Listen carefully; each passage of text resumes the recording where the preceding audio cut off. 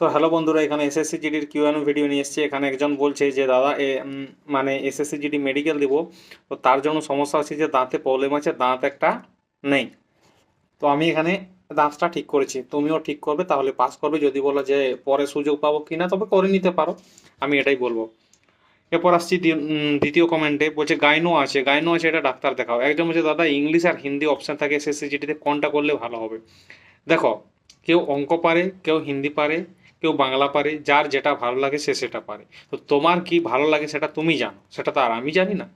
তো এটাই আমি বলবো যে তোমার যেটা ভালো লাগে, যেটা পারো সেটাই নিবে। হিন্দি হলে হিন্দি, ইংলিশ হলে ইংলিশ।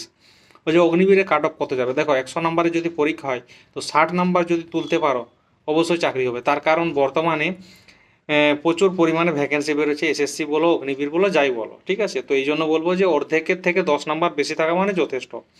অগ্নিবীরে ভালো বই, অগ্নিবীরে ভালো বই আমি তোমাদের দিয়ে দিচ্ছি ফটো, ঠিক আছে? ডেসক্রিপশানে তোমার লিঙ্ক দিয়ে দিচ্ছি, তুমি সেখান থেকে অর্ডার করতে পারো। এরপর বলছে দাদা এসএসসি জিডি পরীক্ষা কীরকম বই নিলে ভালো হয়? এসএসসি জিডি পরীক্ষার বই আছে, বিভিন্ন রকমের বই আছে, তুমি যেরকম বই নিতে পারো। তো তোমাকে আমি লিঙ্ক দিয়ে দিব, এটার জন্য তুমি অর্ডার করতে পারো। বলছে দাদা, একজন বলছে দাদা সিআরপিএফের হাইট কত লাগে কুক ট্রেডম্যানের জন্য? তো সিআরপিএফের হাইট 170 সেন্টিমিটার লাগে, ঠিক আছে? তো ওখানে কুকের ক্ষেত্রে অনেক সময় ছাড়ও দেয়, একটু কম থাকলেও অসুবিধা কিছু হয় না। তো আশা করি কথাটা বুঝতে পেরেছো। চ্যানেলটা সাবস্ক্রাইব করে লাইক কমেন্ট করবে।